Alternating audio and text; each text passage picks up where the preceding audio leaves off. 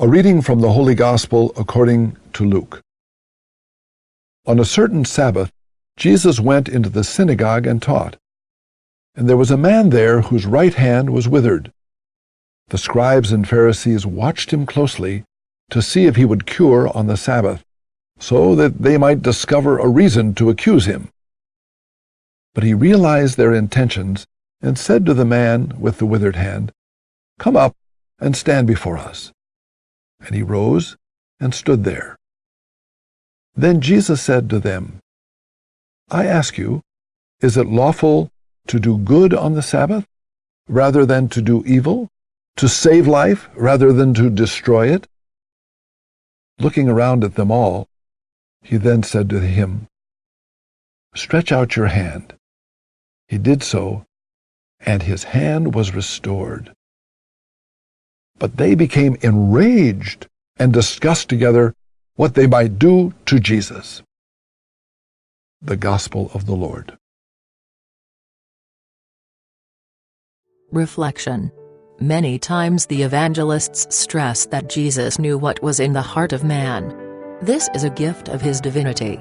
At the human level, this is the fruit of being attentive to the other, an ability to get into someone else's skin. The Pharisees have such a strong sense of God's honor, that they deem it necessary to serve his glory above all else. Jesus does not question or undermine this sense of God's glory, but, instead of remaining at the level of legalistic observance, he goes deep down to the ultimate reason that justifies the Sabbath.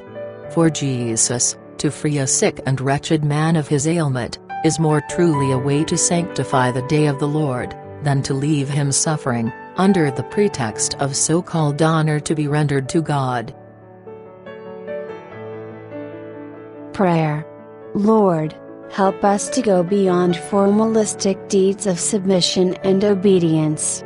Give us a deeper understanding of what God really wants of us.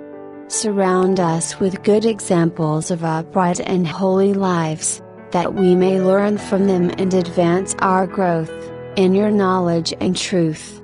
Amen. Saint Peter Claver. A native of Spain, young Jesuit Peter Claver left his homeland forever in the year 1610, to be a missionary in the colonies of the New World. He sailed into Cartagena, a rich port city washed by the Caribbean. He was ordained there in 1615. By this time the slave trade had been established in the Americas for nearly 100 years, and Cartagena was a chief center for it. 10,000 slaves poured into the port each year, after crossing the Atlantic from West Africa, under foul and inhuman conditions. As soon as a slave ship entered the port, Claver plunged in among them with medicines, food, bread, brandy, lemons, and tobacco. With the help of interpreters, he gave basic instructions and assured his brothers and sisters of their human dignity and God's love. During the 40 years of his ministry, Claver instructed and baptized an estimated 300,000 slaves.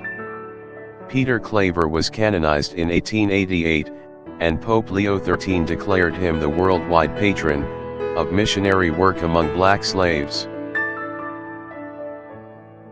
Thank you for watching this video.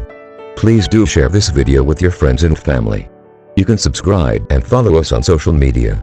Have a wonderful day and God bless.